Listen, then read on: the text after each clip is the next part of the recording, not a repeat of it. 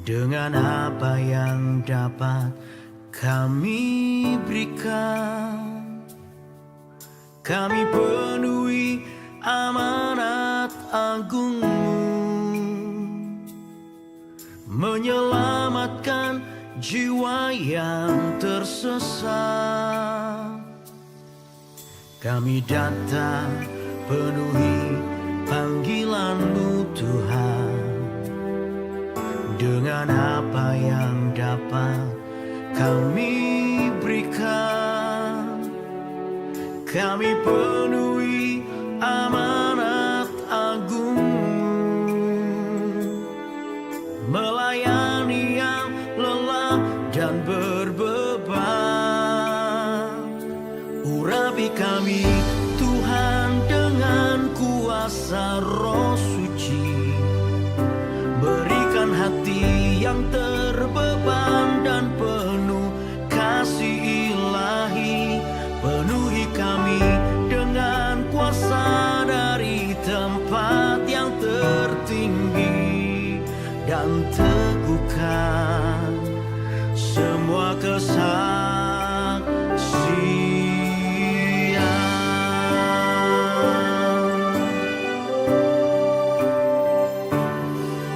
Kami datang penuhi panggilan-Mu Tuhan.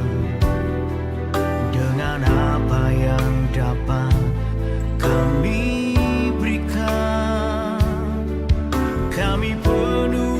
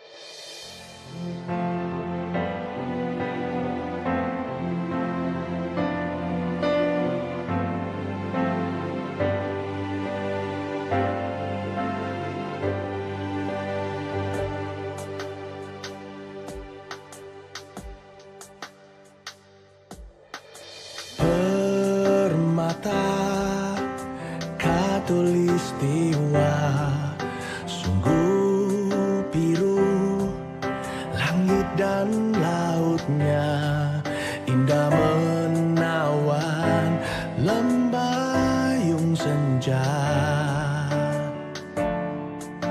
menenteramkan hati. Negeri yang subur dan hijau, bagai jamrut di antara samudra. Simfoni alam permai indah berseri, mengalun bak melodi indah di hati. Indonesia selalu di hatiku, limpahkan rahmat-Mu Tuhan, jadikanlah kesayangan hati-Mu Indonesia di hatiku.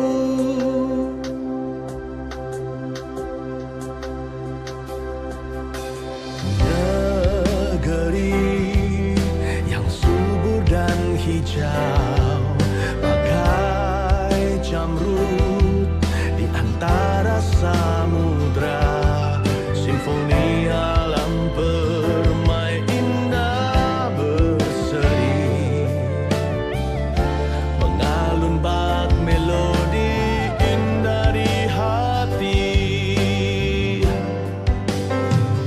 Indonesia selalu di hatiku, limpahkan rahmat-Mu Tuhan, jadikanlah kesayangan hati-Mu Indonesia di hatiku.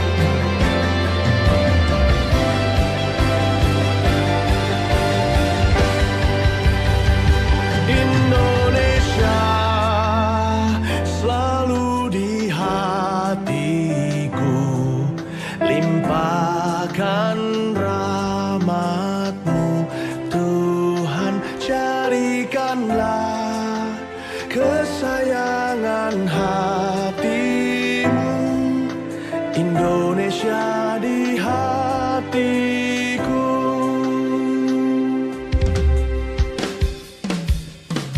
Indonesia selalu di hatiku, limpahkan rahmat-Mu Tuhan, jadikanlah kesayangan hati-Mu Indonesia di hatiku. Indonesia di hatiku, Indonesia di hatiku.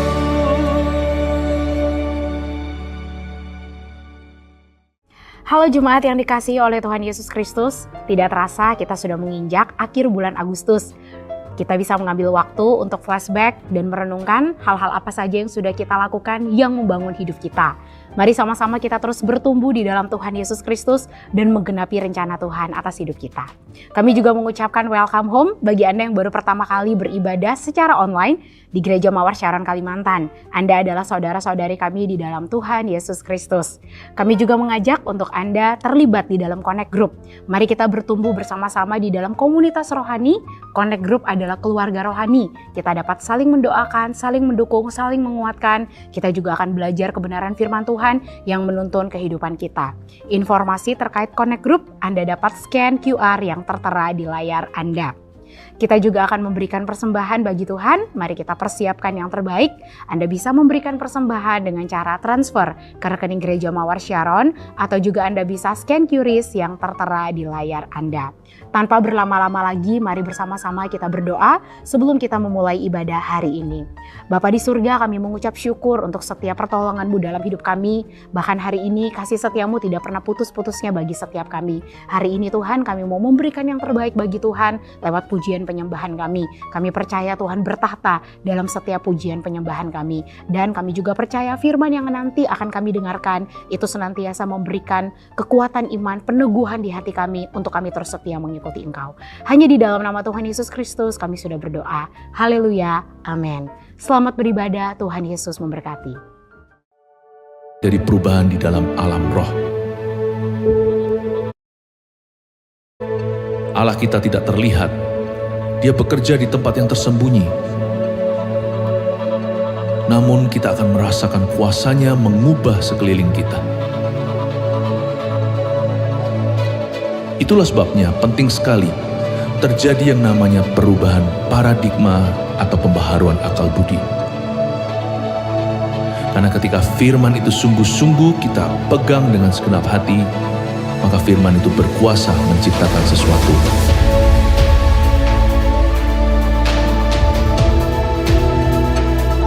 Di tahun ini, ketika pergeseran besar terjadi di dunia, akan ada orang gagal baru dan akan ada orang berhasil baru.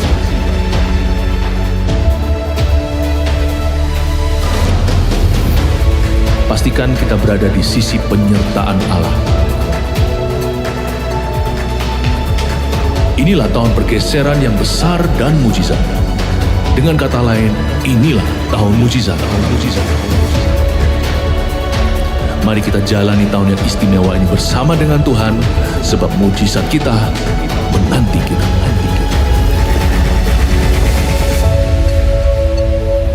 Mari semua jemaat kita bagi berdiri bersama-sama. Mari bertepuk tangan di dalam Tuhan. Amin.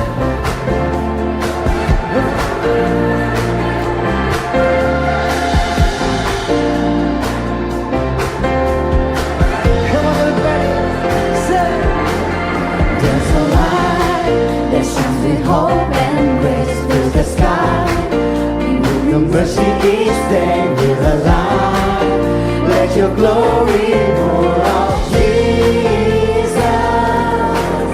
There's a joy that overwhelms our souls, 'cause we know our God is in control. Overflow, let your favor pour out, Jesus.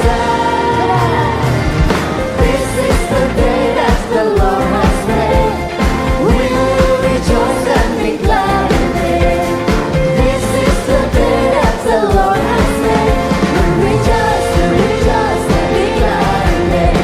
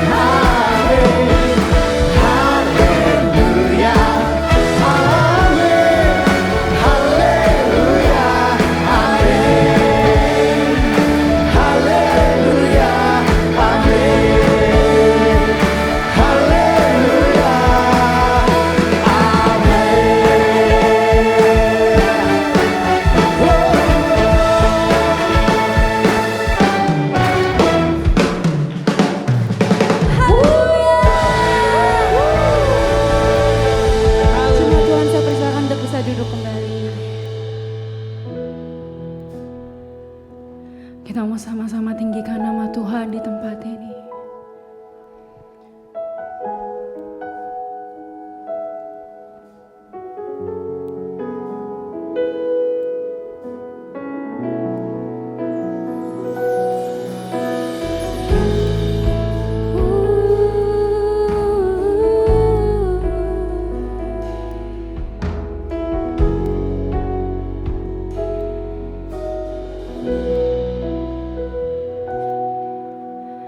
Ya Allah, Engkau hadir bertata atas umat-Mu. Kami bawa korban pujian ke tata suci-Mu, Tuhan. Ku rasakan kemuliaan-Mu memenuhi tempat kudus-Mu. Betapa mulia hadirat-Mu, Tuhan. Ku terkagum menyembah-Mu.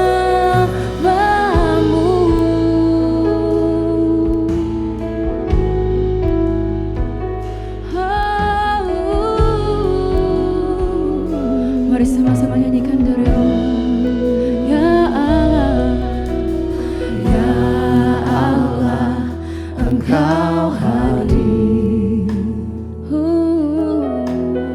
bertata atas umat-Mu.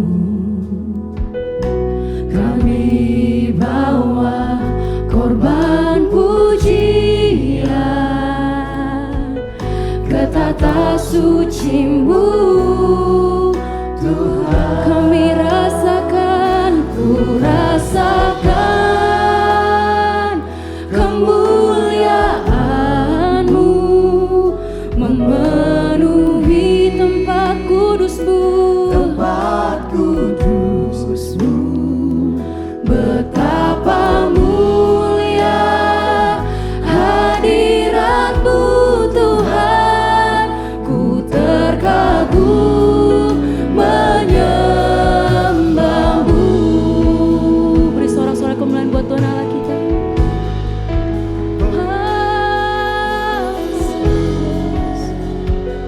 Kau hadir di tempat ini, Tuhan. Ya Allah, Engkau hadir bertahta atas umat-Mu. Kami bawa korban pujian ke tata suci-Mu, Tuhan.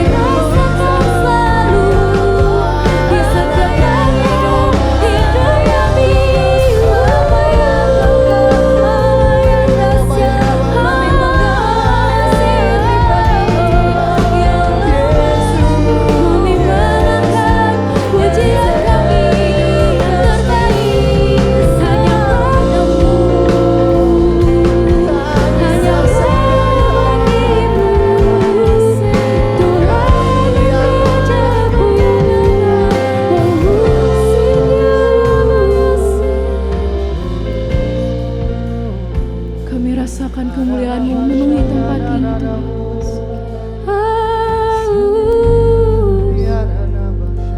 Tuhan. Hanya Kau yang layak, hadirat-Mu Tuhan, kami rasakan selalu. Mari jemaat sama-sama nyanyikan. Ku rasakan kemuliaan, kami rasakan kemuliaan-Mu Tuhan, tempat kudus-Mu, betapa mulia hadirat-Mu Tuhan, ku terkagum menyembah. Berjemaat saja yang nyanyikan.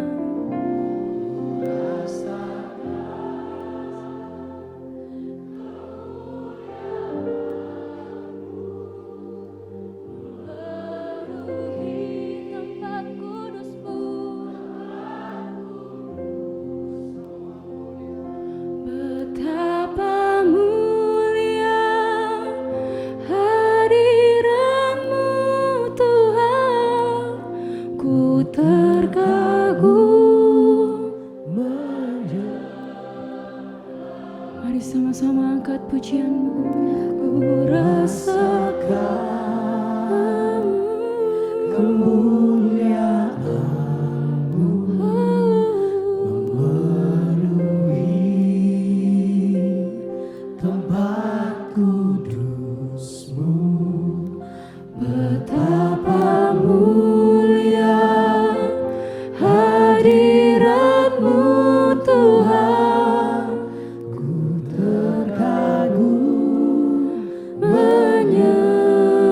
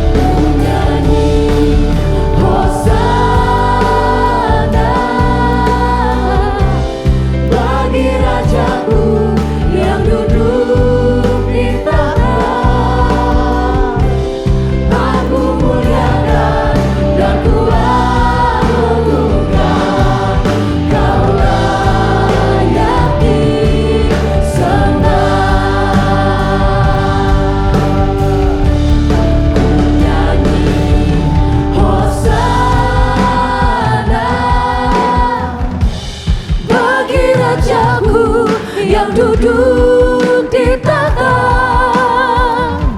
Aku muliakan dan ku agungkan, Kau layak disembah. Ku nyanyi Hosana, ku nyanyi Hosana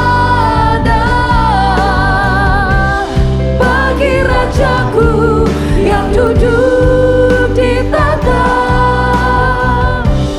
Aku muliakan dan ku agungkan, Kau layak disembah. Kau layak disembah. Kau layak disembah. Berikan kemuliaan untuk Tuhan Allah kita. Katakan haleluya. Katakan haleluya. Tuhan Yesus, biar gereja ini menjadi gereja yang selalu meninggikan nama-Mu, menyembah-Mu Tuhan di dalam roh dan kebenaran. Biar gereja ini memberikan persembahan yang harum untuk Engkau Tuhan. Yang menjadi modal kami satu di balik Kau memakai kehidupan kami. Itu karena kami mau mendekat kepada Tuhan. Tidak ada yang lain karena kami terbatas. Tapi kami tahu kami punya Allah yang tidak terbatas. Terima kasih Tuhan, berbicara dalam setiap hati kami.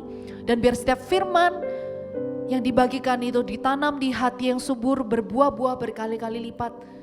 Dan menghasilkan buah yang dapat dinikmati oleh banyak orang. Terima kasih Tuhan, kami siap dengarkan firman-Mu. Di dalam nama Yesus kami berdoa. Haleluya, amin. Berikan tepuk tangan buat Tuhan. Shalom Bapak Ibu Saudara. Sebelum duduk bisa berikan shalom kepada kanan kirinya. Silakan duduk.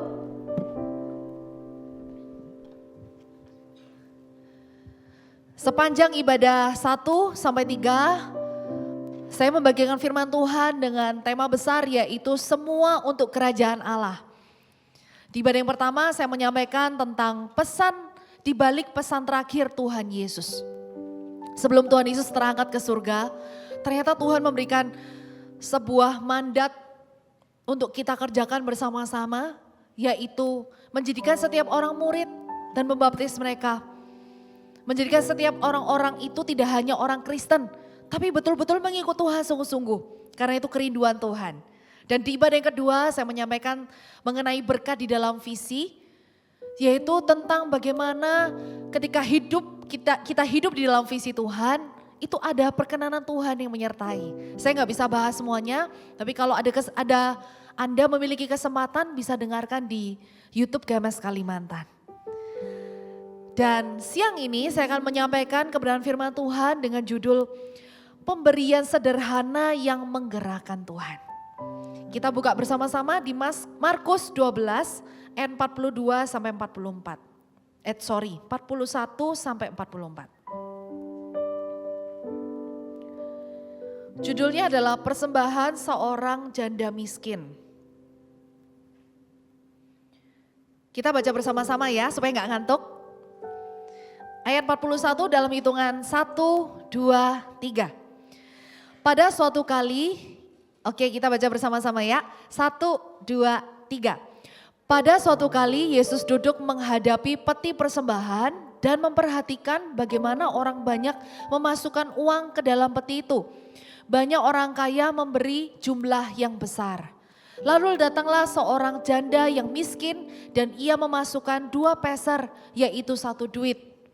Maka dipanggilnya murid-muridnya dan berkata kepada mereka, "Aku berkata kepadamu, sesungguhnya janda miskin ini memberi lebih banyak daripada semua orang yang memasukkan uang ke dalam peti persembahan. Sebab mereka semua memberi dari kelimpahannya, tetapi janda ini memberi dari kekurangannya, semua yang ada padanya yaitu seluruh nafkahnya." Saya percaya kalau kisah ini sampai masuk ke dalam Alkitab, Tuhan mau kita belajar sesuatu dari janda miskin ini. Dan kita bahas ayat per ayat ya. 41, pada suatu kali Yesus duduk menghadapi peti persembahan dan memperhatikan bagaimana orang banyak memasukkan uang ke dalam peti itu. Pada suatu kali Yesus duduk menghadapi peti persembahan. Di versi bahasa Inggris dikatakan seperti ini. Tuhan Yesus tuh duduk, di depannya tuh ada kotak persembahan kalau di gereja ya. Menurut saya pentingkah? Kok kayak Tuhan Yesus itu sorry ya, enggak ada kerjaan. Cuman duduk, ngelihatin orang masukin uang ke dalam persembahan. Tapi yang diperhatikan Tuhan bukanlah soal jumlahnya. Biasanya kalau orang kaya masukin uang ke dalam peti persembahan itu enggak cuma 1 koin, 2 koin. Pasti bentuknya tuh kantong. Dan itu kalau udah masuk ke peti persembahan suaranya bukan nyaring, lebih berat suaranya, dek gitu ya. Tapi di sini dikatakan Tuhan Yesus itu memperhatikan bagaimana orang banyak memasukkan uang ke dalam peti itu. Tuhan Yesus enggak kengangguran sih. Ngelihat orang, Anda bisa bayangin tiba-tiba ada satu hamba Tuhan, nanti kita semua keluar dari ruang ibadah, kita masukin persembahan kan biasanya. Tapi tiba-tiba ada hamba Tuhan itu yang ngeliatin. Kan kita jadi risih ya. Nah ini sama yang dilakukan oleh Tuhan Yesus. Bagaimana cara kita memberi itu sangat penting di mata Tuhan. Katakan sama-sama bagaimana. Bukan jumlah ya, bagaimana. Bukan yang terlihat kasat mata kalau orang ini kasih banyak. Bagaimana itu bicara tentang motivasi hati kita. Di dalam melayani, di dalam kita memberikan untuk Tuhan. Ada banyak motivasi. Misalnya untuk pelarian. Karena saya nggak betah di rumah, saya tak di gereja aja, saya melayani. Ada juga yang ya daripada saya nggak ngapa-ngapain di rumah, yaudah saya melayani aja lah, mengisi waktu kosong. Atau mungkin juga bisa jadi motivasi di balik pelayanan karena melihat ada wajah-wajah yang indah untuk dilihat. Makanya bergabung dalam pelayanan. Ada juga karena pelarian karena nggak nyaman di rumah. Jadi ya udahlah, saya lebih nyaman dengan teman-teman di gereja dengan orang-orang di rumah. Ada juga yang saya ingin mencari popularitas. Melalui pelayanan saya bisa menggait orang lebih banyak untuk ikut kerja sama saya. Ada banyak sekali motivasi yang terjadi di dalam rumah Tuhan. Dan di sini Tuhan sangat memperhatikan. Yeremia 17 ayat yang 10 dikatakan seperti ini. Aku Tuhan yang menyelidiki hati, yang menguji batin untuk memberi balasan kepada setiap orang setimpal dengan tingkah langkahnya, setimpal dengan hasil perbuatannya. Tuhan menyelidiki hati juga menguji batin. Bahkan sebelum kita mau berbuat sesuatu ya Bapak Ibu, kita sudah ada niatan. Niatan itu Tuhan sudah bisa menilai kita adalah orang yang seperti apa. Jadi setiap motivasi itu adalah bentuk persembahan kita kepada Tuhan. Tuhan itu paling suka menguji hati. Bagaimana hatimu dengan hatiku di hadapan Tuhan saat ini? Motivasi kita, bagaimana kita memberi? Bagaimana kita melakukan segala sesuatu di dalam rumah tangga kita, pekerjaan kita. God knows everything. Dan setiap motivasi yang tidak berakhir ke diri sendiri atau menguntungkan diri sendiri, itu baru menjadi persembahan yang harum dan berkenan. Kalau apa yang kita kerjakan itu kalau kita masih bisa punya manfaatnya, berarti itu bukan persembahan yang harum di mata Tuhan. Mungkin Bapak Ibu Saudara pernah dengar, ada 3 atau 4 prioritas di dalam hidup kita. Yang pertama biasanya siapa Bapak Ibu? Tuhan ya. Yang kedua setelah Tuhan, keluarga. Betul ya, setelah keluarga apalagi? Pekerjaan. Yang terakhir apa Bapak Ibu? Kalau ada pelayanan. Pelayanan akan selalu ditaruh di tempat yang terakhir. Tapi tahukah Bapak Ibu, dari semua prioritas yang kita punya ini, sebenarnya kita lakukan semua untuk Tuhan kok. Keluarga kita lakukan untuk Tuhan, pekerjaan kita lakukan untuk Tuhan, pelayanan juga. Kalau mau dibandingin, keluarga, pekerjaan, pelayanan. Dari antara 3 hal ini, mana yang kita tuh paling tidak mengambil untung? 1, 2, atau 3? Bisa bantu jawab? 1 atau 2 atau 3? Yang ketiga. Kenapa? Di dalam keluarga, ya kita masih bisa punya manfaatnya lah, saling menguntungkan. Pekerjaan, apalagi lebih banyak untuk kita. Sedangkan pelayanan, kita berikan semua untuk Tuhan. Seharusnya pelayanan kita itu harusnya menjadi persembahan yang harum di hadapan Tuhan. Bukan berarti, oh ya khusus pelayanan ya, yang keluarga pekerjaan enggak. Kalau keluarga dan pekerjaan ini kita juga persembahkan untuk Tuhan, itu akan jadi persembahan yang harum. Jadi Tuhan itu mau saat kita memberi sesuatu, tidak ada unsur untuk kepentingan diri sendiri. Kita lanjut ke ayat yang ke-41b. Banyak orang kaya memberi jumlah yang besar. Banyak orang kaya memberi jumlah yang besar. Banyak orang. Berarti tidak banyak. Hanya sedikit orang yang, kalau misalnya saya balik ya, banyak orang kaya memberi dalam jumlah besar. Berarti lawan katanya adalah, kata lain hanya orang sedikit yang memberi dalam jumlah sedikit. Bingung atau mengerti? Banyak orang kaya memberi dalam jumlah besar. Tapi kalau saya balikan dengan kata lain, berarti cuma orang sedikit yang memberi dalam jumlah sedikit. Artinya, kita tuh seringkali kalau terbatas, kita memilih untuk tidak memberikan apa-apa. Ya saya adanya ini, ya udahlah nggak usah lah. Di gereja sudah banyak yang melayani, nggak perlu apalagi gereja yang itu tuh, gereja Mount Sharon itu, volunteernya banyak nggak karu-karuan. Gereja itu, kalau misalnya kita mengasihi Tuhan, kita harus mengasihi Tuhan dengan seluruh keterbatasan kita. Jadilah yang di atas rata-rata Bapak Ibu. Pada umumnya ketika seseorang merasa cukup, baru menyediakan diri dipakai Tuhan. Setelah dia siap, maaf ya saya belum bisa ikut melayani sebagai seorang CG leader atau sebagai seorang sponsor. Saya masih punya pergumulan ini. Istri saya belum kenal Tuhan. Anak saya hidupnya masih kacau balau di sekolah. Emang kalau misalnya ada pergumulan menghalangi Tuhan memakai hidup kita? Enggak. Justru di dalam kelemahanlah kuasa Tuhan menjadi sempurna. Bukan lewat kita bisa. Justru kalau kita bisa, waktu kita berhasil seringkali kita melupakan Tuhan. Tapi di dalam keterbatasan kita akan melihat Tuhan yang tidak terbatas ada di dalam hidup kita.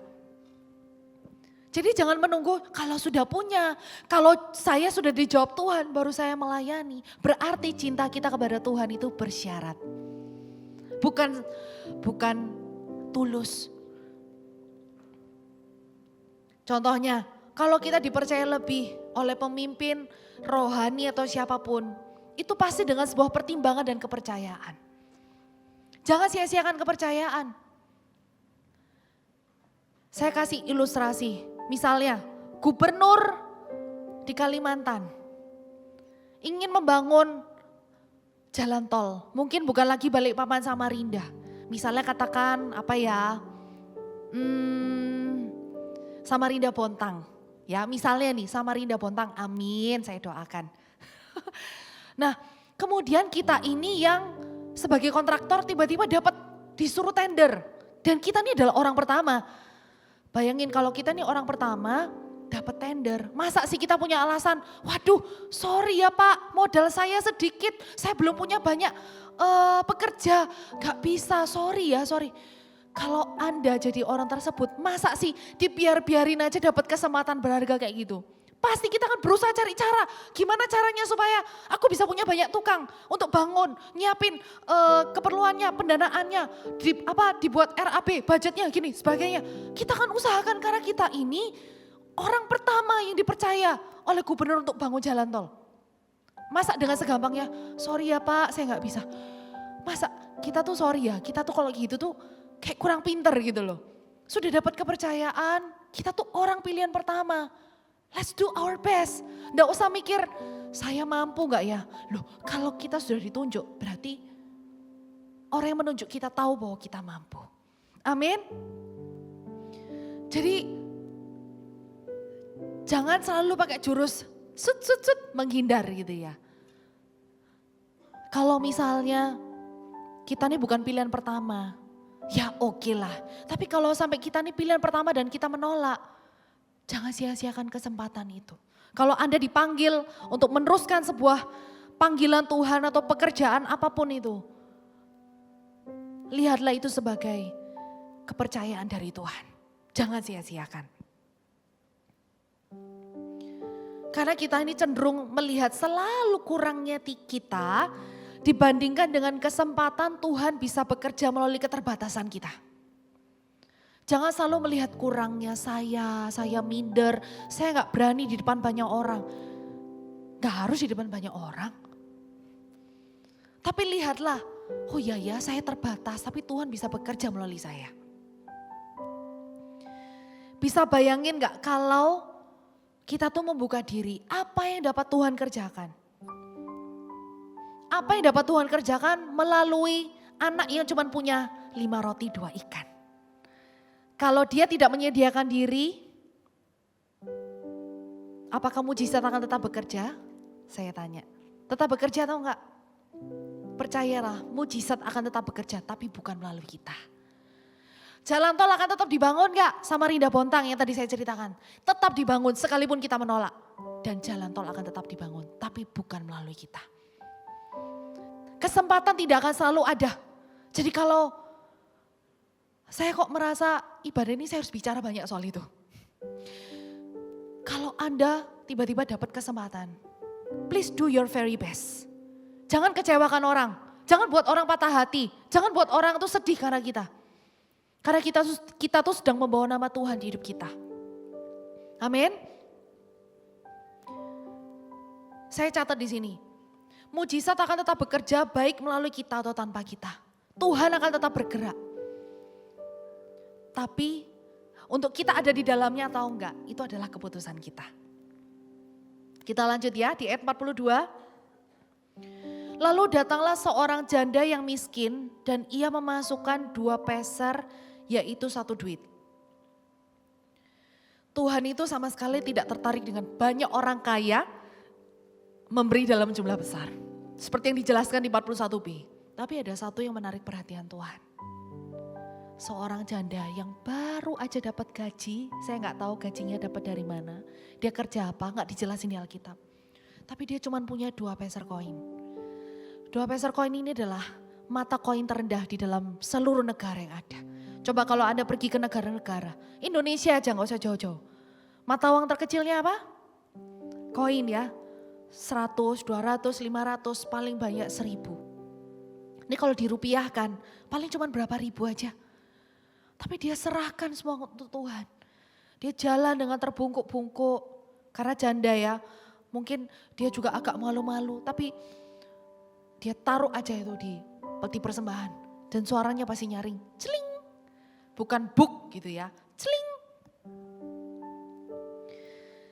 Tidak berani menengadahkan kepala. Dia terbungkuk, dia bungkuk aja. Mungkin dia ada mindernya kali ya. Jadi yaudah saya kasih, saya pergi.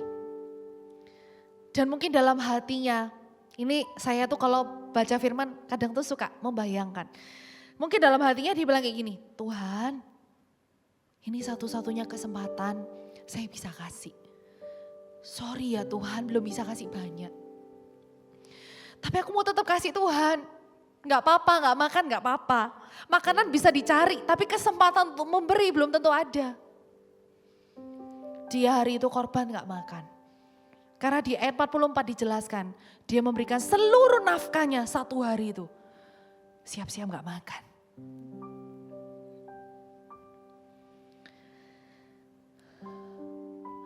Saya mau berikan satu ilustrasi. Dalam suatu waktu uang kita terbatas. Cuman bisa beli makan untuk 1 orang dan kita punya anak cewek katakan ya. Mami, saya mau McD mami. Ya nak, ini ya mama belikan. Padahal mamanya juga lapar sekali. Di tengah-tengah mamanya beli McD gitu. Mami, saya mau burger. Oke, ternyata uangnya pas. Burger, tapi karena ada beli paketan, dapatlah minuman Coca-Cola. Ini kok jadi sponsor. Terus makan gitu ya anaknya. Wah, anak itu cerita, Mami tadi loh kemarin waktu di sekolah Noni itu ini loh dipuji loh sama gurunya soalnya Noni itu rajin, terus dikasih tahu gurunya nurut gitu. Pokoknya anaknya cerita banyak gitu. Gimana perasaan mamanya? Waktu dengar anaknya cerita happy sekali kayaknya. Aduh Mami, ini burger terenak yang pernah Noni coba, enak banget. Kira-kira di tengah-tengah kelaparannya, happy gak mamanya? Happy. Sekalipun kerucuk-kerucuk, ya kan? Hal yang sama dialami oleh janda miskin ini. Tuhan, aku gak makan gak apa-apa loh, tapi aku tetap happy. Tahu gak sih? Kalau hidup kita tuh alasannya karena Tuhan, kita tuh gak akan ngomel. Kita tuh akan sulit ngomel. Sekalipun kita tuh jawaban belum dijawab doanya, kita kan tetap bersuka cita. Betul ya? Karena alasan kita hidup, itu Tuhan. Yesus pegang erat tanganku, ku tak dapat hidup di luar kasih-Mu. Bapa, jangan tinggalkan aku, Engkau alasan selamaku hidup. Tuhan yang menjadi alasannya dia hidup. Tuhan yang menjadi alasan si janda ini hidup dan bertahan. Dan tetap happy. Nggak ngomel, ngasih, ya sudahlah aku cuma punya ini. Kalau dia ngomel, dia tidak akan memberi. Melihat pekerjaan Tuhan dinyatakan akan membuat kita tuh kenyang duluan bahkan sebelum makan. Kalau hidup kita fokusnya adalah menyenangkan Tuhan. Terus kita melihat pekerjaan Tuhan dinyatakan, kita tuh udah kenyang duluan. Tuhan, aku masih punya pergumulan. Tapi ngelihat orang-orang yang tak layani ini, mereka dijamah Tuhan, mereka menangis, mereka bertobat. Kok aku gak merasakan masalahku besar ya? Itu adalah hati dari orang-orang yang memberikan dengan happy untuk Tuhan. Sekalipun mungkin dia terbatas. Anda ngerti maksud saya? Setiap kali saya melihat pertobatan terjadi di gereja ini, kemudian kita mengadakan satu event. Kayak yang lainnya tuh semua gak ada apa-apanya. Happy sekali, senang sekali melihat orang-orang itu mengalami Tuhan. Mereka tuh kayak gak bisa ngomong, aku kok nangis ya? Aku kok kayak di sini kok aku gak bisa ngomong apa-apa tapi aku nangis. Aku loh gak ada masalah tapi kok nangis di jamaah Tuhan. Itu pengalaman yang tidak bisa dibeli dengan kata-kata. Nah kalau kita fokusnya ke sana untuk bisa membantu pekerjaan Tuhan. Wah, percayalah Bapak Ibu, masalah kita gak ada apa-apanya, cetek, dangkal. Masalah lewat, masalah besar lewat. Ada satu teman saya, sahabat kami di Surabaya, itu punya perusahaan yang cukup besar. Pada suatu waktu dia bangun pagi, ditelepon sama pegawainya karena pabriknya terbakar. Kalau sudah kayak gitu biasanya apa yang kita lakukan? Cepet-cepet siap-siap pakai baju seadanya pergi ke pabriknya untuk take care.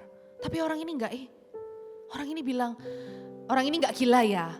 Cuma dia bisa mengendalikan diri, dia bilang, ya sudahlah aku datang sekarang dengan nanti juga enggak ada bedanya kok hasilnya.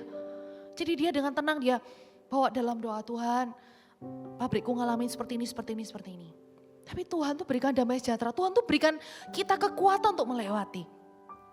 Satu hal ya, kalau kita mengikut Tuhan sungguh-sungguh, bukan berarti kita tidak akan mengalami masalah. orang benar dengan orang yang tidak di dalam Tuhan sama-sama mengalami masalah. Bedanya apa? Di kekuatannya aja. Orang yang punya Tuhan, kekuatannya segede bagong. Tapi kalau orang tidak punya Tuhan, sekalipun masalahnya selesai, masih akan tetap gelisah, takut, khawatir. Nanti kalau terjadi lagi gimana? Udah paling enak itu kita punya Tuhan dalam hidup kita. Amin. Yang setuju katakan amin. Jadi bukan masalah seberapa banyak, tapi niatnya. Janda ini ngotot. Pokoknya gak mau tahu saya harus kasih 2 peser koin saya. Dengan harapan apa sih? Menurut Anda, kenapa kok persembahan diadakan pada saat itu di bait Allah? Ada yang tahu kenapa? Supaya bait Allah terus terpelihara, terus di-maintain dengan baik. Nah, kalau janda ini gak cinta bait Allah, dia gak akan memperjuangkan untuk kasih. Menurut Anda 2 peser koin ngefek gak? Kayak kita cuman kasih berapa ribu ke gereja. Ngefek kah itu? Di mata manusia? Enggak, sama sekali enggak. Paling ya uang 2 peser koin di zaman itu cuman bisa buat beli air minum. Tidak bisa yang namanya beli bahan bangunan untuk membetulkan bait Allah. Tapi kalau sudah namanya cinta, nothing can stop them. Nothing can stop them. Tidak ada satupun yang bisa menghentikan orang yang mengasihi Tuhan. Do you love God? Apakah Anda mengasihi Tuhan? Apakah saya mengasihi Tuhan? Tunjukkan kasih kita kepada Tuhan. Banyak orang berpikir dengan seluruh keterbatasan yang dia punya, biasanya dia juga akan membatasi diri untuk pekerjaan Tuhan. Merasa itu, lihat tuh, asyirnya di GMS tuh sudah banyak. Belum tahu kan, ada beberapa volunteer kita yang juga melayani lebih dari 1 ibadah. Kelihatannya banyak, kenapa? Orangnya itu aja. Saya kasih contoh yang paling jelas, tim PAW kita melayani 3 kali ibadah. Pagi, setengah siang, dan siang. Tapi kalau Anda lihat tadi, mereka melayani apa dengan this is the day. Enggak kan? Mereka melayani dengan penuh sukacita karena apa? Mengasihi Tuhan. Ada keterbatasan? Iya. Tapi apakah menghalangi kita untuk melayani Tuhan? Tidak. Kita bisa melihat seseorang cinta atau Tuhan itu dari apa yang dia lakukan, bukan apa yang dia katakan. Janda ini membuktikan, dia tidak ngomong dengan semua orang kaya itu yang memberi dengan segebok kantong, isinya koin, mungkin lebih dari 100 atau 200. Dia lakukan dengan seluruh perbuatannya. Aku kasih semuanya Tuhan. Aku kasih semuanya Tuhan.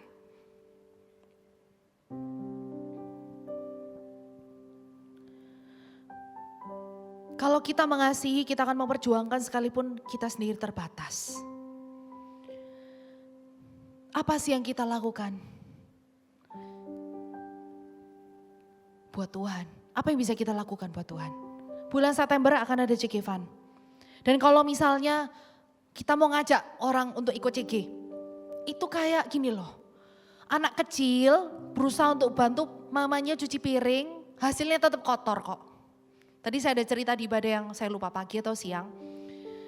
Anak saya yang kedua usia 3 tahun itu ngelihat saya cuci piring, dia bilang, "Mami, baby mau bantu." Dia belum bisa ngomong dirinya Zack, jadi baby. "Baby mau bantu." Ya, dia kasih sabunnya banyak-banyak di piringnya tuh, dia gosok-gosok. Tapi gosoknya tuh cuma sekali aja, sabunnya banyak kebuang. Perasaan mamanya gimana? Happy nggak? Happy lah dibantu.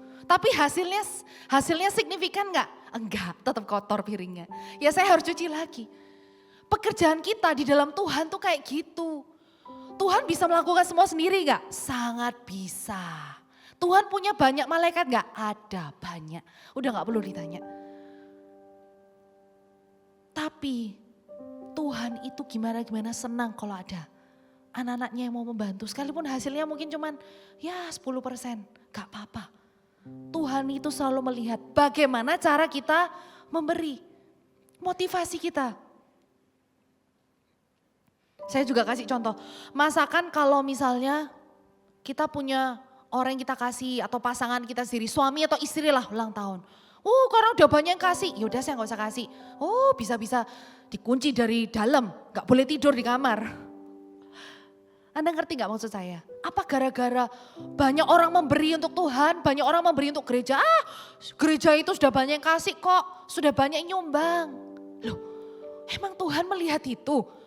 Tuhan itu melihat hati kita. Tuhan gak melihat, oh karena sudah banyak, yaudah gak usah.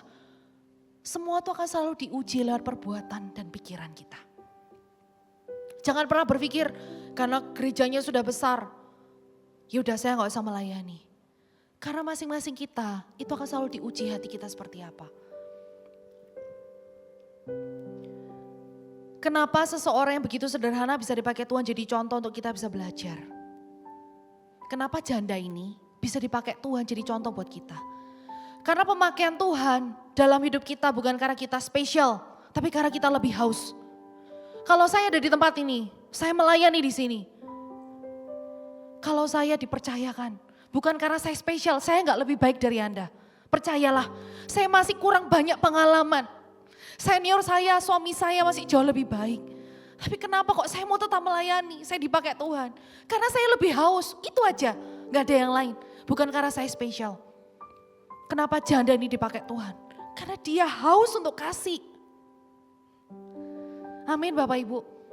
Sekarang tidak ada yang namanya orang spesial di mata Tuhan. Adanya cuma lebih haus atau enggak. Kalau lebih haus kita akan memperjuangkan. Disitulah Tuhan akan menyatakan kemuliaannya melalui hidup kita. Kita sediakan pipa, Tuhan akan alirkan air. Tuhan, kita nggak sediakan pipa, Tuhan akan tetap alirkan air tapi melalui pipa yang lain.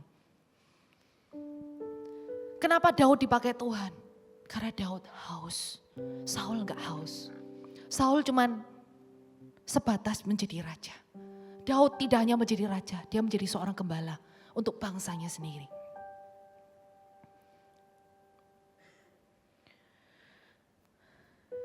Kita lanjut ke ayat 43. Maka dipanggilnya murid-muridnya dan berkata kepada mereka, aku berkata kepadamu, sesungguhnya janda miskin ini memberi lebih banyak daripada semua orang yang memasukkan uang ke dalam peti persembahan. Tuhan memberikan respon setelah janda ini memberi seluruh yang dia punya. Mungkin juga, ini saya bayangkan, janda ini nangis ngelihat, aduh bait suci ini kok sudah gak terawat, sudah mulai ada sarang laba-labanya, kotor lantainya gak pernah dibersihin. Dan dia tuh nangis tuh. Dia tuh dalam hati, aduh kasihannya bait suci ini. Akhirnya dia dengan menangis dia kasih, itu dia punya dua koin. Ada satu hal dari antara semua yang Tuhan punya dalam hidup kita. Tuhan punya pekerjaan kita, keluarga kita tuh semua dari Tuhan. Tuhan yang kasih. Tapi ada satu yang Tuhan tidak punya. Apa itu? Air mata kita. Keputusan kita. Inisiatif kita. Hanya itu yang Tuhan tidak punya. Saya dapat pewahyuan ini ketika minggu kemarin saya di mobil, itu saya sedang perjalanan menjemput anak saya ke sekolah. Di tengah-tengah itu saya kepengin aja berdoa. Saya berdoa yang pertama buat Cikivan, saya berdoa supaya gereja-gereja di Kalimantan bisa segera berdiri. Kemudian yang terakhir saya sempat berdoa untuk satu hal. Dan waktu saya berdoa tuh saya nangis jadi-jadinya. Saya bilang Tuhan tolong jawab doa yang satu ini. Bukan tentang saya sih, tentang gereja. Tapi saya gak mau sebutin. Saya nangis di depan Tuhan, saya butuh. Saya butuh Tuhan orang-orang yang melayani di sini, saya butuh. Terus di tengah-tengah saya nangis itu, jadi puji Tuhan kacanya itu agak gelap. Jadi orang-orang gak bisa lihat saya, kalau saya itu nangis, saya itu sampai berlinang air mata. Saya gak bisa tahan, saya bilang Tuhan saya rindu, saya mau. Tuhan bangkitkan orang-orang di area ini. Terus tiba-tiba Tuhan tuh bilang, Tuhan tuh sebutkan, Tuhan tuh bilang di hati saya seperti ini. Hanya air matamu yang aku gak punya. Hanya air matamu yang aku gak punya. Dan aku akan mengerjakannya. Wah, waktu saya dengar seperti itu, hati saya hancur dan saya tambah nangis menjadi-jadi gitu ya. Maukah hari ini kita persembahkan air mata kita untuk Tuhan? Bukan karena masalah, tapi karena untuk visi Tuhan. Untuk sesuatu yang Tuhan rindukan. Tentunya bukan berarti kita gak boleh nangis kalau ada masalah. Justru nangislah di hadapan Tuhan. Jangan nangis di depan orang yang tidak bisa dipercaya. Kalau kita nangis di hadapan Tuhan, itu akan selalu membawa hal yang baik. Hati yang hancur, Tuhan berkenan dan Tuhan tidak pandang hina. Ada satu lagu, ini chord apa ya? Di G ya, coba di D. Hati yang hancur, Engkau berkenan, Engkau berkenan, Engkau berkenan, kebenaran-Mu dalam hidupku. Hati yang hancur, Engkau berkenan. Ini lagu lama sekali, tapi ini juga lagu favorit saya.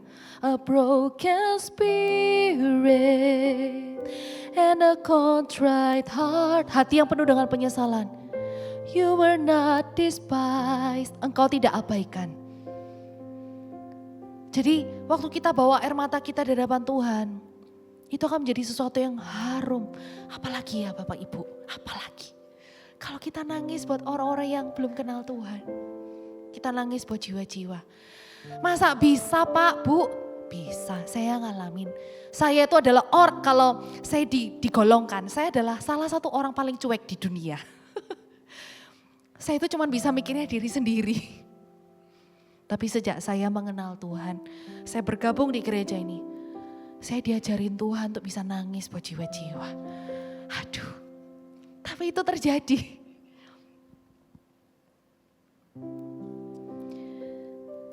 Kita lanjut ya. Ayat yang ke-44. Sebab mereka semua memberi dari kelimpahannya, tetapi janda ini memberi dari kekurangannya. Semua yang ada padanya, yaitu seluruh nafkahnya. Persembahan yang harum dan yang menyenangkan Tuhan adalah persembahan yang lahir dari kekurangan kita. Waktu kita merasa tidak mampu, tapi tetap menyediakan waktu melayani Tuhan atau di tengah kesibukan yang kita punya. Kalau semua orang punya banyak waktu dan bisa melayani, itu namanya bukan korban. Betul ya? Tapi kalau seseorang waktunya udah terpakai banyak, tapi dia tetap sediakan waktu untuk melayani Tuhan. That means sacrifice. Persembahan yang harum. Sama yang seperti janda ini kerjakan, lakukan. Dia loh mau makan gimana caranya, mau minum gimana caranya, dia kasih seluruhnya. Karena di sini dikatakan, tetapi janda ini memberi dari kekurangannya. Katakan sama-sama, kekurangan. Semua yang ada padanya yakni seluruh nafkahnya. Semua orang mudah memberi kalau punya banyak. Tapi tidak banyak orang memberi saat dia terhimpit banyak hal. Saya berkomitmen dari sejak saya SMA, saya sudah bergabung di dalam Army of God atau ibadah orang muda di gereja kita. Mau saya nanti nikah, ini waktu saya zaman SMA ya, mau nanti saya nikah, saya punya anak, saya jadi nenek. Saya pastikan api saya tetap menyala untuk Tuhan. Saya akan tetap berapi-api untuk Tuhan dengan segenap kekuatan saya. Dan kalau dilihat saya yang dulu dengan saya yang sekarang, saya ukur-ukur, saya timbang-timbang. Apakah saya tetap sama? Jawabannya yes, bahkan lebih lagi. Saya lebih gila daripada yang dulu. Saya lebih gila daripada yang dulu. Karena sekarang saya tidak berdiri lagi di hadapan orang-orang muda atau anak-anak. Saya dulu sempat melayani juga di Eagle Kids. Saya main gitar waktu kelas 5 SD. Sekarang saya berdiri di depan orang-orang tua, muda, dan kecil. Berkomitmenlah kalau Anda masih muda. Itu biar kebahagiaannya masa muda nanti kalau sudah keluar. Biasanya ya Bapak Ibu, biasanya. Tapi saya tahu tidak ada di tempat ini. Dulunya kalau muda on fire berapi-api untuk Tuhan. Coba nanti kalau sudah nikah punya anak, sudah mulai mundur dari pelayanan. Sudah enggak yang terlalu sering ke gereja, ngurusnya anak-anak. Saya paham sih ada orang-orang tertentu karena kebutuhan anaknya ya, memang harus jaga dan sebagainya, saya paham. Tapi kita tuh yang paling bisa tahu hati kita. Dan saya bersyukur di tempat ini, di gereja ini, tidak hanya anak kecil, anak muda yang melayani. Bahkan para senior Anda bisa dapati, ya itu ada beberapa di belakang, mereka menjadi asyir dan melayani Tuhan. Kasih tepuk tangan untuk setiap pelayan Tuhan yang ada di tempat ini. Jadi melayani bukan menunggu ketika kita siap. Melayani itu sekarang. Katakan sama-sama, melayani itu sekarang.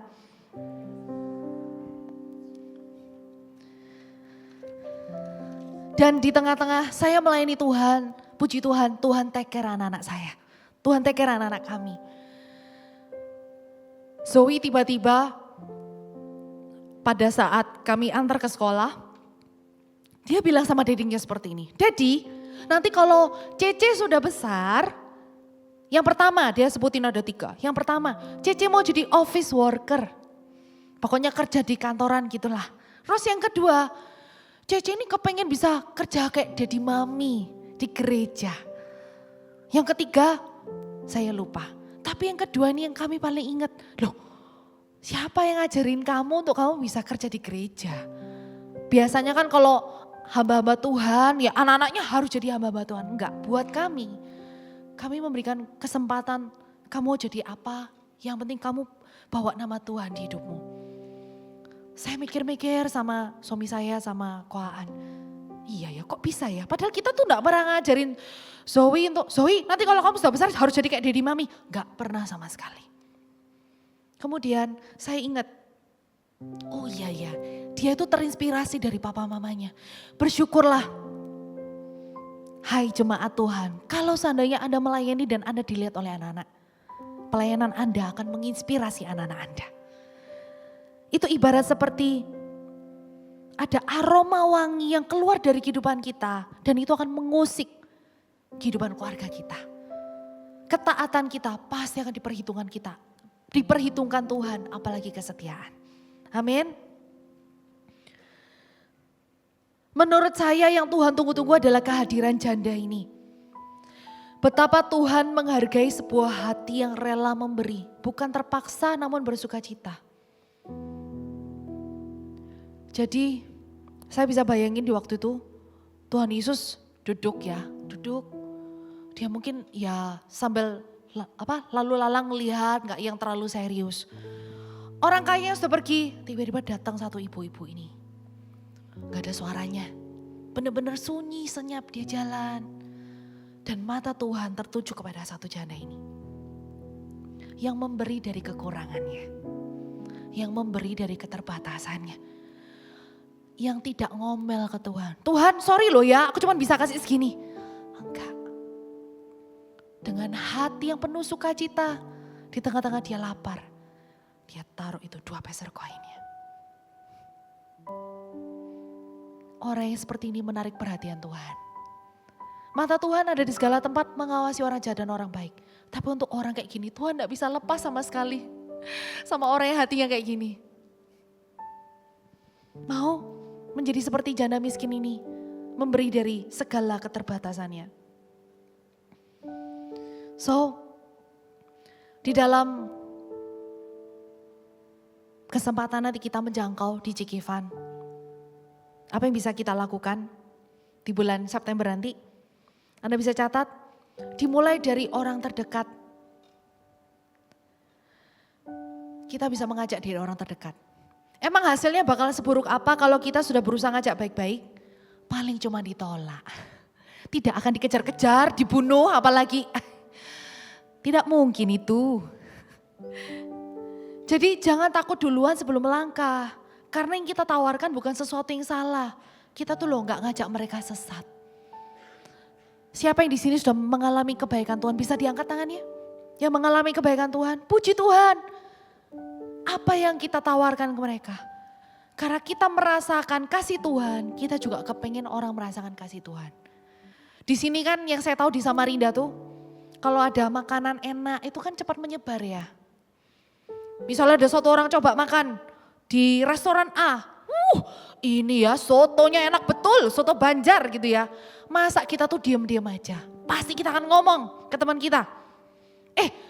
Aku loh kemarin coba di restoran Ani sotonya enak. Ayo habis gereja kita ke sini ya. Pasti kayak gitu. Sama halnya dengan kebaikan Tuhan. Kalau kita tahu Tuhan baik, kita juga merasakan nikmatnya kebaikan Tuhan. Kita juga ajak orang lain. Bisa ajak orang terdekat. Ya. Bisa papa, mama, om, tante, atau sahabat. Waktu kita mulai melangkah namun tidak berhasil, jangan fokus kepada hasil. Percayalah itu bukan apa-apa. Karena di dalam proses kita berhasil melangkah, itu adalah pertumbuhan yang baik. Jadi kalau misalnya Bapak Ibu Saudara sudah berhasil ngajak orang, tapi nggak berhasil ngajak mereka ke gereja atau ke CG, kita sudah mengalami namanya kemajuan. Karena di dalam kita ngajak orang, kita tuh mengalami pertumbuhan iman. Mungkin ada rasa gak terimanya, aku sudah ngajak sini kok gak berhasil. Kita pasti akan bawa dalam doa, kita pasti akan sungguh-sungguh. Pokoknya cari cara, gimana ya supaya orang ini bisa ikut CG. Nah disitulah pertumbuhan iman kita terjadi. Jadi sebenarnya kita tidak rugi apa-apa Bapak Ibu. Justru waktu kita melangkah, iman kita bertumbuh. Amin. Ibaratnya kayak gini, waktu kita melatih otot, ya, apakah akan langsung terlihat ototnya timbul gitu ya, mencungul? Enggak. Tapi di dalam prosesnya itu akan terlihat ototnya. Bukan pada saat itu juga kita angkat beban 5 kilo misalnya, langsung kelihatan ototnya. Enggak. Di sini terjadi yang namanya resistensi. Penarikan di dalam otot, tapi di situ dalam hari-hari berikutnya akan terbentuk. Jadi kita nggak perlu bingung dengan hasil. Wah saya gagal. Anda gagal secara fisik, tapi Anda tidak gagal secara rohani. Anda telah mengalami pertumbuhan iman. Amin. Jangan selalu melihat lubang di balik donat. Jangan selalu melihat gagalnya. Lihatlah donat di balik lubang itu. Karena donat selalu punya lubang. Tinggal kita mau nikmati donatnya atau lubangnya. Jadi sebenarnya apa yang kita lakukan ini tidak menguntungkan kerajaan surga semata-mata. Tapi ada pengalaman iman yang kita alami. Kalau semua berhasil, kita tidak mungkin berjuang dengan sekuat tenaga. Tapi pasti asal-asalan. Kalau kita gampang jangka orang, kita akan ngentengin. Coba ya, kalau kita ngajakin orang-orang itu gak berhasil. Kita pasti akan, aduh aku ini kurang apa ya, aku harus lebih berusaha apa ya. Atau misalnya contoh gampangannya dalam marketing. Kita punya target segini. Ternyata nyampainya cuma separuhnya. Kita pasti akan evaluasi. Apa ya? Saya harus berusaha di area apa ya supaya target saya mencapai. Sama halnya dengan kekristenan.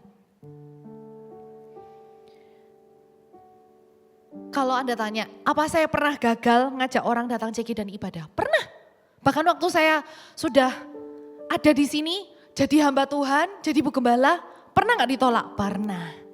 Tapi apakah saya menyerah? Enggak. Jadilah orang yang tidak mudah menyerah. Apalagi kalau itu untuk sesuatu yang benar, perjuangkanlah. Karena akan selalu ada kemuliaan di balik perjuangan yang kita lakukan. Ya, yang kedua, apa yang bisa kita lakukan untuk terlibat dalam CG Fund? Percaya Tuhan pasti bekerja. Ini loh, jiwa-jiwa yang Tuhan kasih, masa Tuhan tidak memperjuangkan? Untuk melangkah gak perlu banyak mikir. Karena kalau terlalu banyak berpikir, kita tidak akan melangkah. Kalau saya lihat pertumbuhan di gereja ini, puji Tuhan, Tuhan terus tambahkan orang-orang baru. Tim Welcome Lounge juga ada saksinya. Dimulai dari yang paling kecil sampai yang paling tua, Tuhan tambahkan. Kita diam-diam aja Tuhan tambahkan. Apalagi kalau kita bergerak. Akan semakin banyak orang diselamatkan sama Tuhan. Amin. Tujuan kita melakukan MCG Fund sekali lagi Bapak Ibu. Bukan untuk membesarkan gereja kita.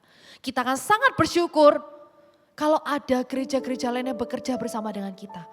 Untuk menjala manusia. Tapi kalau baru kita yang memulai, oke, kita kerjakan yang terbaik. Untuk memuliakan nama Tuhan. Cerita terakhir saya. Minggu kemarin saya melayani retreat di sebuah sekolah di Samarinda. Pertama kali kita melayani, menerima panggilan untuk melayani. awalnya waktu saya dipercaya untuk khotbah itu, sesi pertama, Anda tahu lah ya kalau sesi pertama tuh masih belum panas, masih dingin semua. Memuji Tuhan itu cuman, padahal ini orang-orang anak-anak SMP, SMA, biasa aja.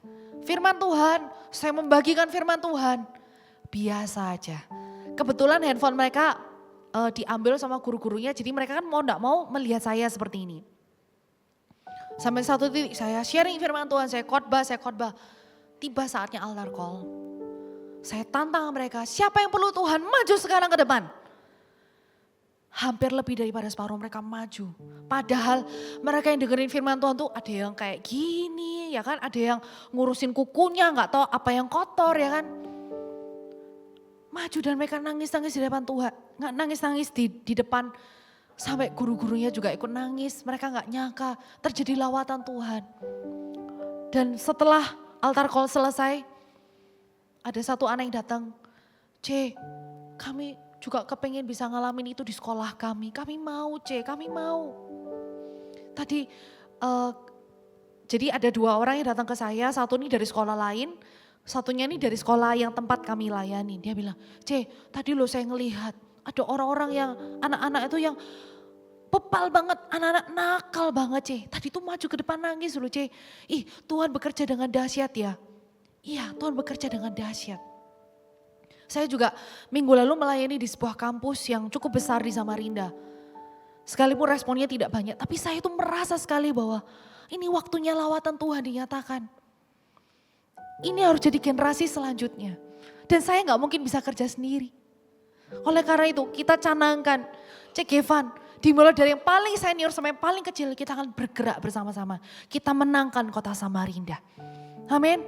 Tapi sebelum kita menangkan kota Samarinda, maukah kita menyediakan diri dipakai sama Tuhan? Memberikan 2 peser koin yang kayaknya gak ada gunanya, tapi aku mau Tuhan. Ngototlah dengan Tuhan untuk itu. Ngototlah dengan Tuhan. Saya kok percaya ya di ibadah ini Tuhan akan bangkitkan pemimpin-pemimpin rohani. So siapkan diri kita. Dan saya percaya kebanggaan rohani tidak akan berhenti. Hanya hari ini, tapi akan selanjutnya. So hari ini kita sama-sama sepakat. Peperangan di kota ini juga tidak mudah. Saya juga lumayan sering mendengar cerita ilmu-ilmu dan sebagainya. Yang kita perangin ini sebenarnya bukan manusianya, tapi roh-roh yang ada di dalamnya. Karena kota ini punya hutang darah, punya sejarah yang kurang baik. Tapi masa sih kita tuh jadi orang yang yaudah diam-diam lah. Gak usah ngapa-ngapain, biar itu urusannya pendeta-pendeta yang suka ngusir setan. Kita semua tuh anak-anak Tuhan. Anak-anak Tuhan akan selalu punya terang dalam hidupnya. Kemanapun dia pergi, gelap akan pergi. Kemanapun kita pergi, gak peduli profesi kita, hamba Tuhan, dokter, guru, apapun. Ibu rumah tangga, seorang papa, seorang suami. Selama Tuhan ada dalam hidup kita, kita punya terang yang tidak terkalahkan. Jangan pernah takut. Jangan pernah takut. Melangkahlah. Karena waktu kita melangkah, Tuhan akan menyertai langkah kita. Amin. Mari kita bangkit berdiri bersama-sama.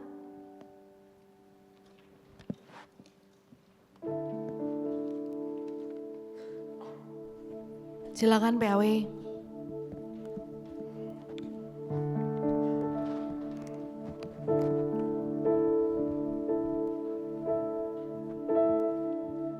Betapa hatiku berterima kasih Yesus, Kau mengasihiku, Kau memilikiku.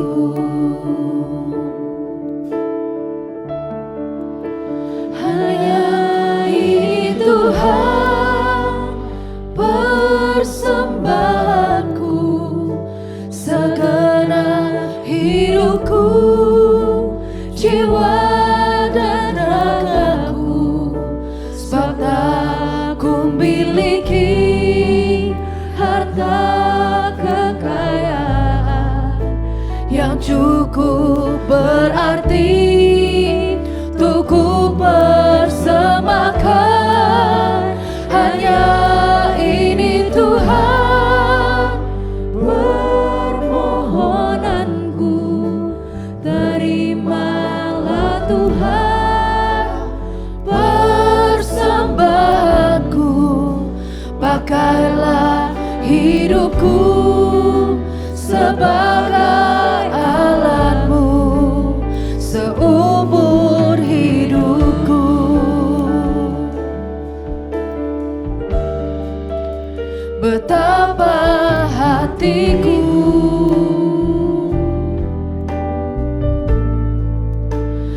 terima kasih Yesus,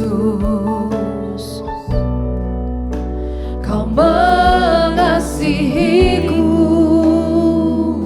Kau memiliki setiap kami, Kau memilikiku.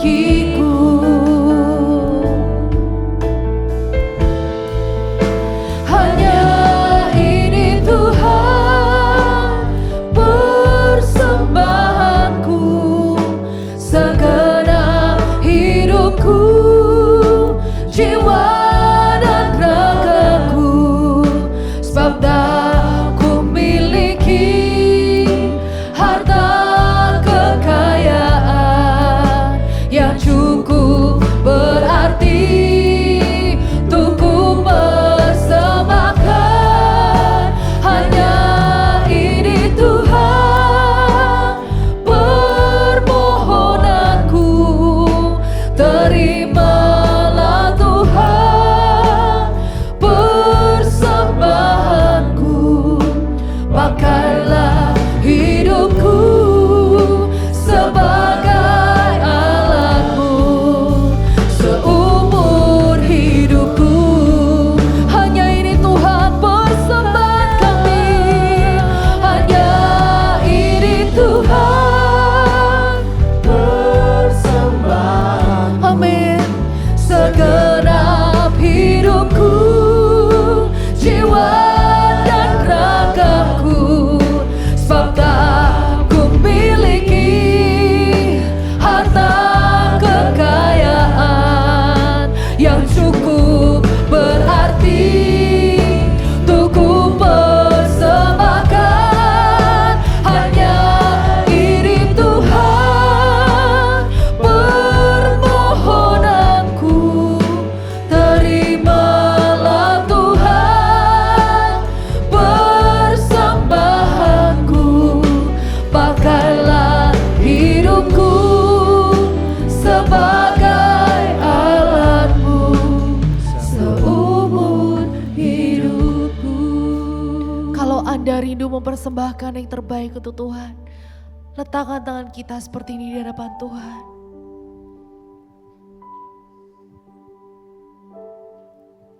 Segenap hidupku,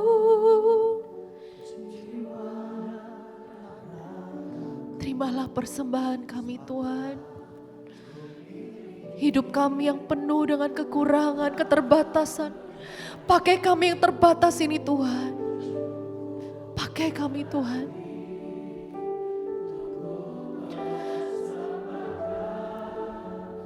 Hanya ini Tuhan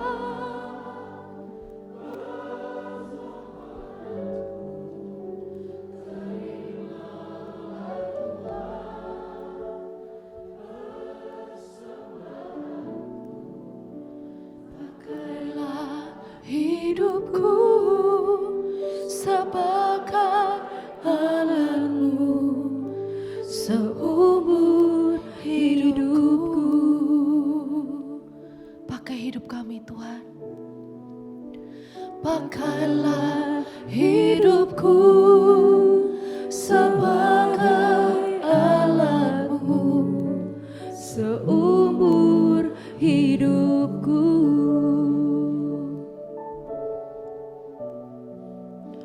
Pakailah hidupku sebagai alatmu seumur hidupku. Saat ini Tuhan sedang bekerja di dalam setiap hati kita. Tuhan, Engkau yang berbicara, Engkau yang menggerakkan setiap hati di tempat ini. Saya merasakan bahwa Tuhan akan panggil orang di tempat ini untuk menjadi seorang pemimpin. Saya gak tahu siapa orangnya, tapi ada sebagian yang akan Tuhan panggil. Dan ketika nanti Tuhan memanggil, entah melalui leader kita, coach kita, jangan tolak ya. Karena Anda adalah pilihan pertama, Anda bukan pilihan kedua. Izinkan Tuhan memakai hidupmu dengan luar biasa. Di tengah keterbatasan yang kau punya, saya rasakan kuat sekali Tuhan akan panggil sebagian orang-orang di tempat ini menjadi seorang pemimpin rohani nantinya. Entah Anda menjadi seorang sponsor, CG leader, coach, itu akan lahir dari ibadah ini. Aku berdoa di dalam nama Yesus. Tidak ada satupun yang merasa dirinya kecil. Kalau Tuhan pakai, Tuhan sanggup ubahkan kelemahan kita untuk menjadi kekuatan. Tuhan sanggup ubah kekurangan kita menjadi sebuah kelebihan. Serahkan dirimu untuk dipakai oleh Tuhan. Thank you Jesus, thank you Jesus, thank you Jesus. Hanya ini Tuhan persembahanku, segenap hidupku, jiwa dan ragaku. Sebab tak ku miliki harta kekayaan yang cukup berarti untuk ku persembahkan. Hanya ini Tuhan permohonanku, terimalah Tuhan persembahanku, pakailah hidupku sebagai alatmu seumur hidupku. Siang hari ini juga saya ingin mendoakan, kalau ada ketua CGFAN di tempat ini, Anda bisa maju ke depan sekarang. Hari ini ada urapan yang Tuhan sediakan untuk setiap Anda. Kalau ada ketua CGFAN hari ini bisa maju ke depan. Kita akan berdoakan bersama untuk di bulan September. Kita melayani Tuhan, kita menjangkau jiwa-jiwa, kita memuridkan, kita memimpin CG kita. Oke, bisa agak cepat, bisa agak cepat.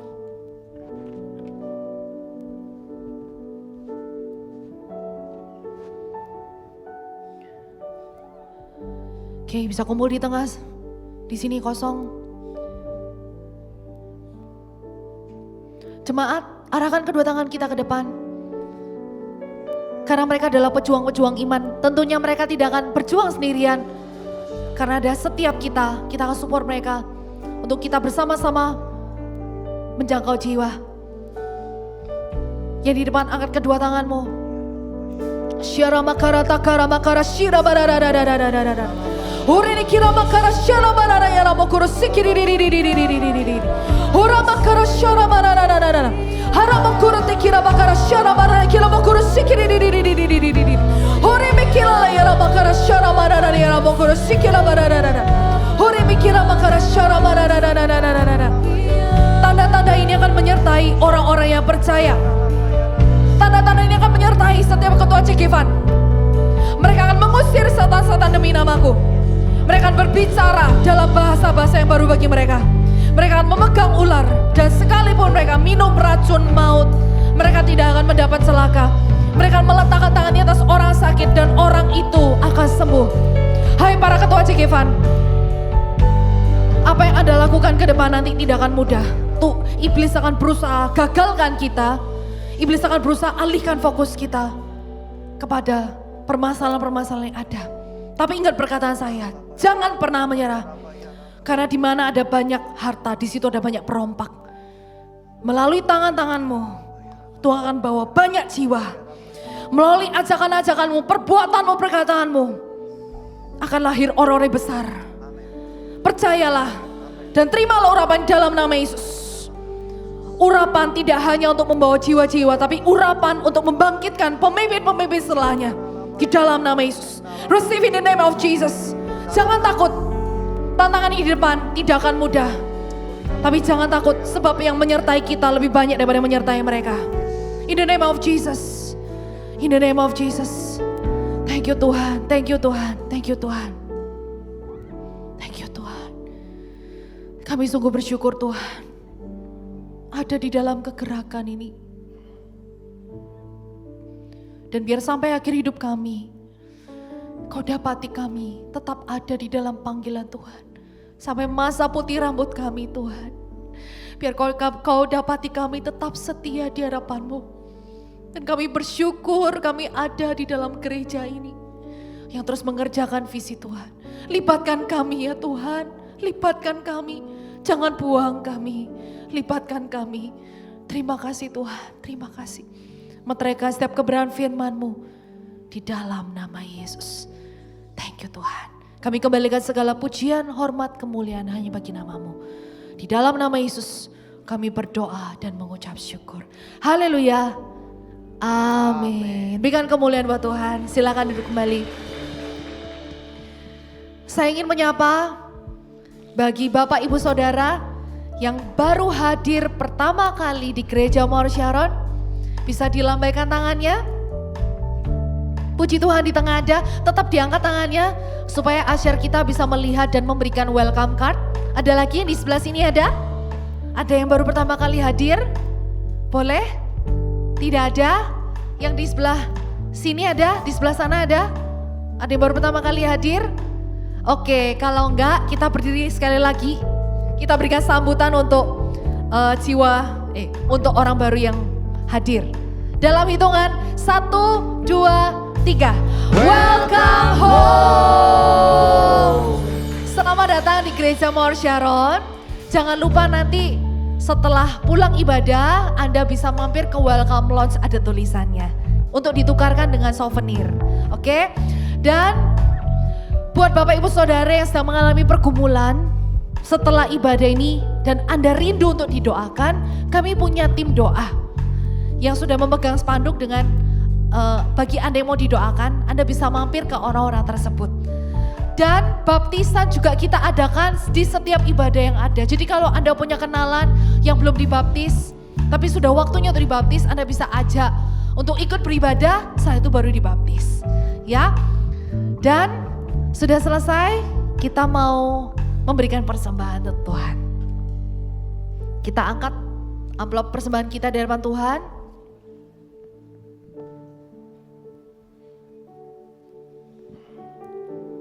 Tuhan Yesus, betapa kami mengasihi-Mu. Engkau dikasihi di gereja ini Tuhan.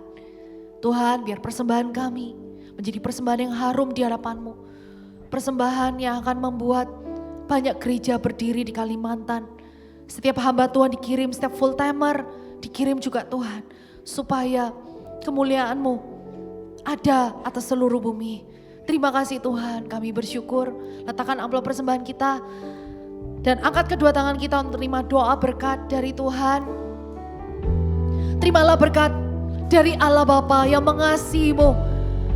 Cinta kasih dari Yesus Kristus dan persekutuan dengan Roh Kudus. Mulai hari ini melangkahlah dengan berani, bukan dengan keraguan, ketakutan. Sebab Allah di pihak-Mu. Jika Allah di pihak-Mu, siapa lawanmu?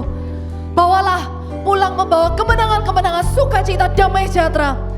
Di dalam nama Yesus. Yang percaya sudah menerima, sama-sama kita berkata amin. Tuhan Yesus memberkati. Haleluya, puji Tuhan, kita sudah selesai mendengarkan firman Tuhan.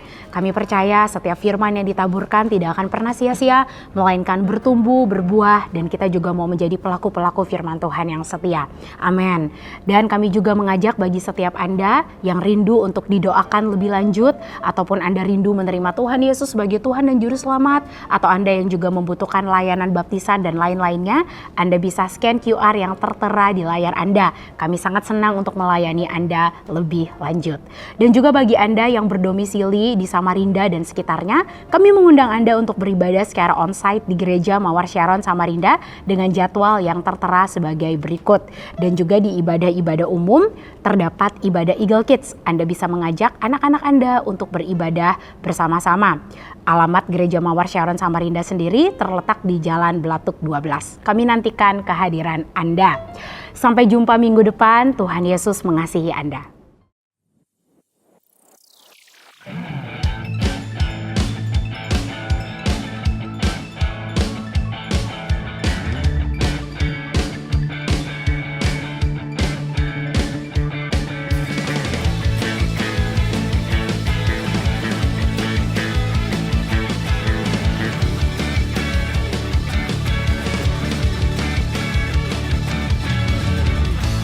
Marilah semua singsikan lengan, bergerak maju, bukan hanya berangan.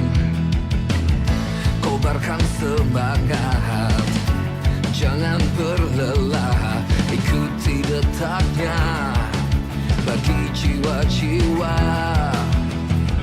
Merah penebusanmu telah dinubuatkan, putih suci bangsaku, bagi merah putih kami berdiri.